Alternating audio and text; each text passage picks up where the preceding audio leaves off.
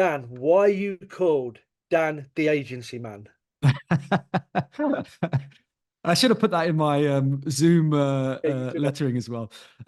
Look, there isn't a big fancy story to this. Basically, I've been in the agency world since I've graduated from university. I've run my own agency. I ran a community called the Agency Collective. It was a peer support community for agency founders. I now run a training company for senior managers, particularly also for owners of agencies, but particularly senior managers of agencies. And yeah, just been in the agency world all this time, and at the time when the whole like personal branding thing started, I can't remember how long that was, like 7 years ago or 8 years ago, when people started talking about it. They're like, oh, you need to have like a nickname, something that's like recognizable. And I was like, how about Dan the Agency Man? And it just stuck, and people started calling me Dan the Agency Man all the time. So I popped on my LinkedIn, and yeah, it seems to work. So there you go. Not a huge story No, you behind got, it, but it was just a uh, simple choice, and it stuck. and I love it. I mean, that sort of leads us nicely into what you are doing now. Polymensa, great name, by the way. Thank you. Um, I think when we've chatted, Polymensa's different to other organisations in that you also focus on that senior management of an agency. Um, yes, you touched on the owners, but you've recognised that for the owners to ultimately be in a position to stand back from the business, whatever that may look like. That could be a sale, or it could be keeping it, or stepping back. But for them to be able to step back, the next level need to develop skills. They need to step up to the plate. They need to have the passion and the skills and the know-how to run these businesses. So talk to us a little bit about that, Dan, because I come across this all the time with agency owners. They want to move away, but feel trapped. Yeah. I think I want to get a little bit of context. So the agencies that we primarily work with at Polymensa are between, I would say, 20 and 70 employees, right? With sort of the majority of them in the range of about 40-ish. So it's a time in an agency when, as an owner, you can't be doing everything anymore, right? It's just impossible. I mean, there's just way too much stuff to do for one human being, right? To be able to be everywhere. So I think that's kind of the first thing. So naturally, anyways, you have to start looking at ways how you can delegate your key tasks to your team in whatever format you do. So I think that's a really important caveat, and I'll come back to this later on as well in another idea that I have. But that's a really important thing. Now, I initially started working with owners of agencies, and it was an interesting observation that I had, which was when you bring like agency owners together in a room in a safe space, it's great for them. It gives them psychological safety to be able to open up about all of the challenges and stuff, things that they can't talk to even their own partners, right? Like life partners with stuff. So it's a really valuable thing for them. And there's lots of organizations out there that do that.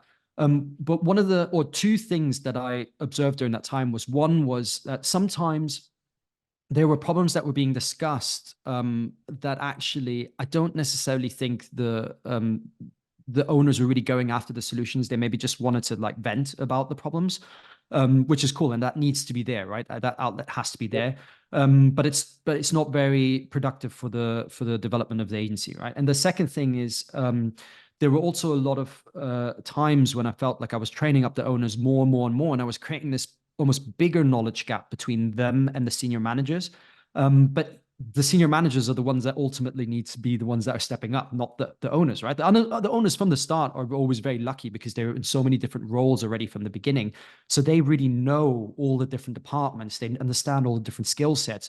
They may not be experts at those areas, but they pretty much have an overall view of everything. And so that's what I realized. Actually, do you know what? It's going to be really, really important to start working with the senior managers and getting them to that level where they can be what I call T-shaped, right? Where they have their little expertise in, say, client services or finance or whatever, but they understand the different departments as well, so they can make more creative decisions as well. So that's how the journey started, basically. Fantastic. And the the senior management team in agencies, I think, is always can be really challenging because it can become very political. And a lot of senior management teams that I've dealt with and I've worked with across the agency landscape have often found themselves in that position because of length of time within the agency. And I see a lot of times where, if I'm being really honest, people, and client services is probably a good example of this, a person can go in a relatively short space of time from an account exec to an account manager to a senior account manager to an account director in a relatively short period of time. And I often find that then the expectations of these people at those different roles are really quite high because they're now earning, increased salaries. But those individuals haven't really been coached in what it means to do that role. And with longevity on that, they often can find themselves now, oh, I was client account director, I'm now client service director, and therefore I'm in the senior management team, but without having that development all through their career. And I think another thing that then can become quite political is if you start bringing in outside influence or new resource that's not grown up through the agency because you recognize gaps into that senior management team. And I've seen that can cause quite a bit of friction, if I'm honest. So what's your advice, your experience? Is there a magic ratio number where you would say, okay, in a senior management team to get to the next level where the agency owners feeling like they can move away, when do you bring in external people that's not within the team? Because they do tend to promote within. What does that look and feel like, Dan? You must have some great war stories and experience in this. It's a really difficult one because I don't there isn't a formula, unfortunately, because if it was, then we all would be living somewhere in Portugal, and but one of the things is when you, and I've had this actually with an agency. I'm sure they won't mind me mentioning them. I'm sure some of you are familiar with the agency Us Too. They're great setup, and they were set up by two creatives who were at the right time, the right place when they set up mobile, and they had Sony Ericsson, I think, as a first client, something like that, and they allowed them to basically hire 20 people in one go that were all designers, basically. The interesting thing is, when I spoke to Sinks many years ago, one of the co-founders, I asked them this whole thing around, hey, when you bring in an MD or a really senior person into the business, like doesn't that like completely shake up things in the wrong way? And how does that person make sure that they're involved, not ousted out, right? And I think they've had both experiences, and a lot of agencies have both of these experiences, right? Where there's a person that comes in from another agency, wants to bring in change, wants to do things really quickly, and it just doesn't work out. And then the group mentality of the existing senior managers that have been promoted from within basically oust them out, and it doesn't work. The other way around is if the person does it in a really smart way, and I think part of this is really good change management. A person that comes in does really good change management. People will want to learn from that person, right? Like people will want to learn from someone new that's come in with experience, who's integrating themselves really, really well, and actually it completely elevates the team.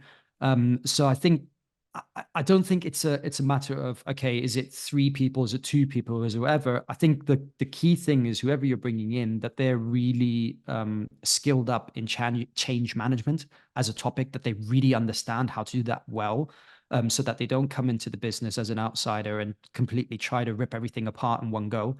And the second thing as well is that they are yeah, like I mean, the change management. And the second thing is basically that there's someone that can be inspirational for the rest of the team, right? Because if like I said, if they come in and they're not, then that definitely doesn't take long for them to be ousted out. But a good combination of both works. And by the way, the other way around as well, I think when you're like, I've literally just spoken to someone yesterday who I used to work with at an agency many years ago. Hugo and Cat, they're called, right? Hugo And and Cat. yeah, I know and those guys. They were one of my clients till I think they got purchased by somebody. that's it. Yeah. So I worked with them. I think I was like employee number 10 or something like that, right? One of my, well, the first job out of uni. So Gareth, who you may know Yeah, I if you do. work with I do. him, yeah, you remember Gareth, right? I So I do. just had a chat with Gareth yesterday, and Gareth is the MD there now, right? And he's been there since, and they're, I think, in the UK now 100 people. I think they're overall 25 mil. And it's fantastic. It's worked, right? Like over all of these years of his career, he's been able to step up all the way into that role and do a really good job at it. Now, the one caveat on that is they're part of a bigger setup, a bigger group, right? So they have loads of access to training.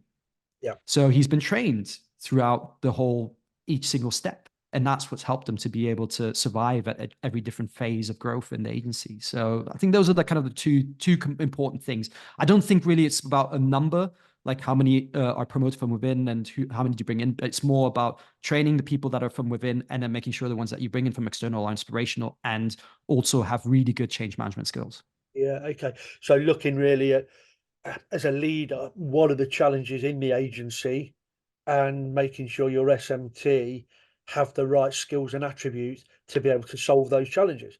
And that may come from within, or you may have to look external to solve those pieces of the puzzle.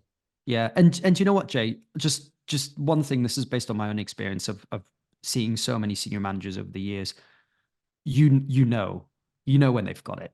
You will know. I think there's probably founders here watching this, listening to this, and they're thinking, but how do I know if I've got this person on board? You will know, believe me, and you will see the difference between someone that you've got on board that is like making the right moves, making the right decisions, getting the team galvanized around challenges and things like that, right? Like someone that you can just basically give stuff to and they get shit done in a good way, right?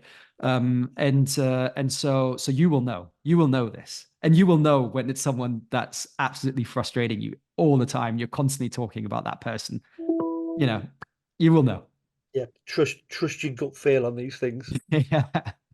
So we're the owner, me and you are the owners of the agency. We've identified um, the challenges we've got. We've got a few people in the agency that we've identified with the drive, the enthusiasm, bringing the whole team along. We know they can fit into those roles, and we've got a couple of roles that we feel not quite right. We've gone out externally. We've found these people. Our interview process has been fantastic, and we've done lots of example-based questioning, and we've identified they're great at change management. So we're bringing them in, and me and you are now, right, brilliant. That's it. It's done. We can do longer times in Portugal, or spend more afternoons in the Groucho Club, or whatever it may be. And then this happens. Okay, so and I absolutely right struggle with this. Something happens, and a bit like Al Pacino in, I think it's Godfather 3, just when I think I'm out, I get dragged back in. Um, and I think that happen. I know it happens to me all of the time. Um, and I think it's being dragged in, but it's also sometimes that not letting go of your baby. So you've done all of those things, you've put the team in, and you don't want to let go of that baby. And what's your experience where people are, they're being pulled back in because they're making themselves being pulled back in because it's their baby? And also the flip side of that is they're I'm just stepping away too much. Now I'm spending too much time in Portugal, and the agency's now starting to nosedive a little bit because I'm not really managing those day-to-day behaviours of that senior management team and guiding them, along where the path they should be going. So yeah, experiences around that, Dan. Really, I think they're two Mm, two really important parts of that puzzle. yeah. And this is very unique to different people, different human beings, different types of setup. I think one of the first things you need to ask yourself is, what is your plan for the business, right? What do you want to ultimately do with this business? Are you looking to retire at some point? Are you looking to sell the business, whether it's to your team, whether it's on a trade sale? Are you looking to run this as a lifestyle business, right? Like I said, at Polymensa, we primarily work with agencies between 20 and 70 employees. typically those agencies on our growth path, they're on a scaling path, and they are going to probably at the end of that either do a trade sale or sell to their employees, right? Whether that's in an employee ownership trust or or a management buyout or some sort of format like that. Which means if you're going to do that, you have to you have to let go, right? Because the reality is that no purchaser is going to want to buy you if everyone is so fully dependent on you. So you really don't have a choice, right? First of all, I mean that's the thing if you're choosing that path. The other thing is how your question, how do you do it, right? Like how do you let go of your baby? There is something that happens quite often also in other walks of life, right? So not just agency world. This is in all sorts of entrepreneurs. This is in athletes, high performing people, right? Like a friend of mine, you might know him actually, Mark Hunter. He's a good friend of Phil Jones as well, Yeah. the rower, and so he was Olympic rower. Absolute amazing journey, great story. Check it out. I'm not going to go into the details, but basically he managed to win gold, he managed to win silver, I think 2012 and so on, and and he was like on the top of his game, Superman, right? And then he retired, and it was like the worst thing for him, and he talks very openly about this. Everything that was him as an identity, Mark the rower, was left behind, and suddenly he was in this new identity, and it was a scary place. It was like, okay, well, who am I now, right? And that's something that I think a lot of people are really afraid of when they are stepping away from that. And I've seen that a lot with agency owners who have then sold and then sort of come out the other side. They've got the money in the bank, but they're actually really unhappy, and it's like, well, what's going on, And so my tip for that is there's Sandy from Tangerine, right? Yeah, yeah, 100%. Yeah. So I think she has a great story, and I think she brought in two MDs back then when it was her Yeah. time to kind of like step away, right? I think she still has done. Yeah, and they've done phenomenally well, right? Really, really well. And the thing is, she had exactly that same challenge. And I'm sure, again, she won't like me saying this. We had this conversation. She talks about this openly, right? Like that she was sort of getting in the way of things, right? But basically, what she ended up doing is working on a separate project, which was this. I can't remember what it's called. It's the apprenticeship program that they do. Yes, it Juice is. Academy, I think it is, That's right? it. Juice Academy in Yeah, Manchester. really, really good setup. And she started working on that as her project, and it focused all her energy on that, which meant she couldn't get involved in the tricky situations that came up in the business. She was kind of forced to sort of work on this other thing, and it just kept her out of the way. And I thought that was a really, really good way to transition as well, because when you're then out of the agency, you then have something else that you can then continue working on, right? Like, so already starting to think about what's your next thing. So that's one thing. The other question that you asked me was when is there moments when it's maybe when you let go too much, or are there moments of letting go too much? And I definitely think there are. I think the pandemic is a perfect example of that.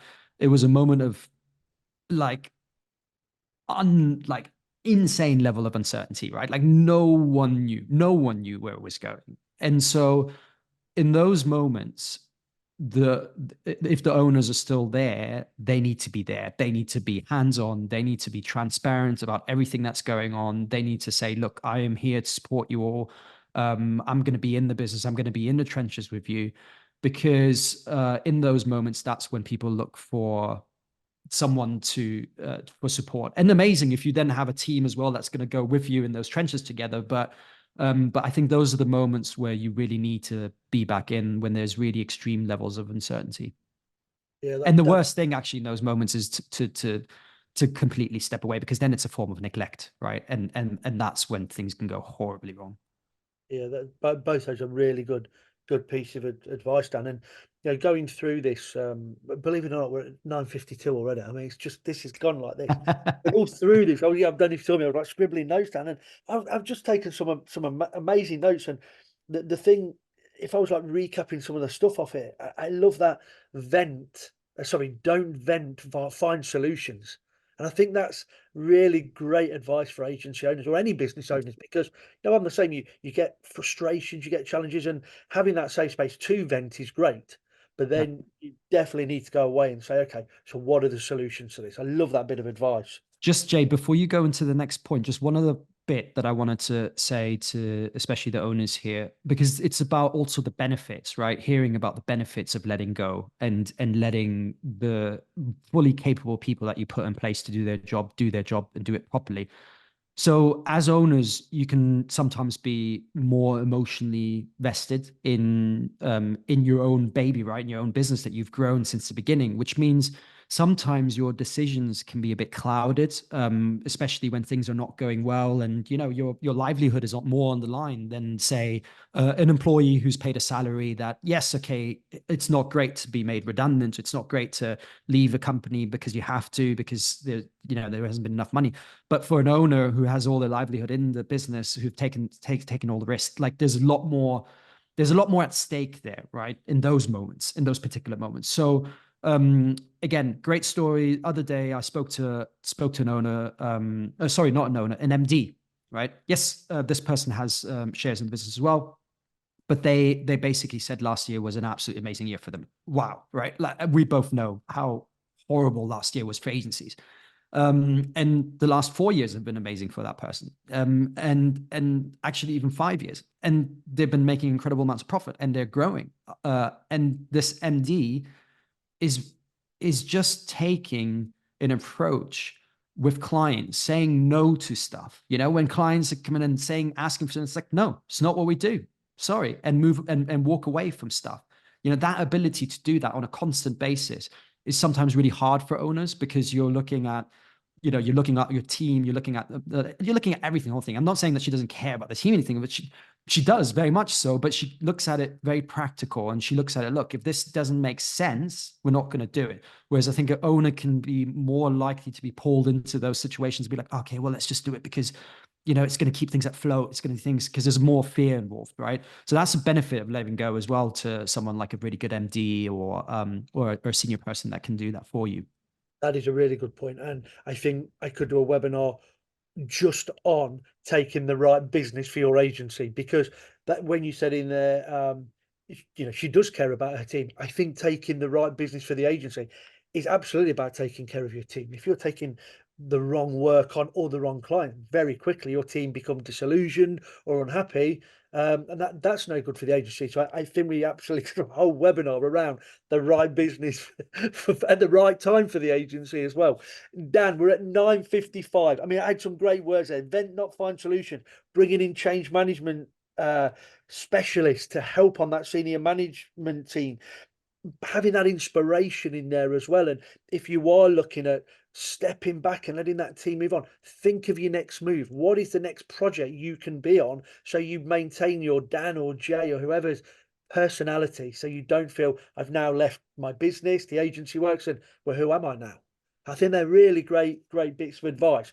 We always finish on one last bit of advice from the guest. So Dan, 2 minutes, one bit of advice for an owner thinking, how do I move away from my baby and feel happy? What would it be? Mhm. This is for the senior managers, not Okay. the owners. Okay, that's fine. I think one of the most important bits for senior managers and agencies is to understand the finance. And I've seen this over and over again where a person may be working in client services or they're working in people operations, HR, and so on, right? Maybe they're heads of department and just have no clue about the metrics of the business and the impact they have on all of the decisions. And not only that, but also the ability to be able to manage up in those moments, right? To manage up, to bring a case forward to the owner of the business and be, hey, we need to invest into this. And to be able to do that, you need to really understand the financial metrics of the business. So my one tip is get all your senior managers trained up to really understand all the metrics of an agency, the gross profit, the net profits, the gross profit to salary ratios, the other ratios that are important, the impact it has, the behaviors, as you always say, Jay, like that sit behind the KPIs as well. That is one of the most important bits. And I see this over and over again in agencies, that there tends to be a over reliance on trying to solve problems purely from a people point of view, and saying, hey, do you know, this person, if this person were to do this and this, then we would be in a better position. But sometimes it's also, well, not sometimes, but it's the part of that whole decision process is also to go, well, what does that mean from a numbers point of view? You know, what Absolutely. are the bits that we can control from a numbers point of view? Absolutely. And that whole, I think the word transparency comes in there with your senior management team of this is what the business is performing at. If we want to move from here to there, what do we need to do? What are all those KPIs and the behaviors day in, day out, week in, week out that contribute to that? And as a senior management team, these are your responsibilities of making it happen. And these are the consequences, big word, of that not happening. Dan, Yeah. that's been And amazing just advice. so everyone knows, Jay and I didn't plan this, right? Like this was literally this is literally my point. Like I'm absolutely serious about this. This is something I see over and over again in agencies, that senior managers are lacking that financial knowledge, that understanding of the metrics of the business, and it's such an important part to be a good manager, to be a good leader in a business, and to do really well, and to ultimately be able to, you know, work alongside the owner, but also work without the owner, and carry the business successfully. Dan, brilliant.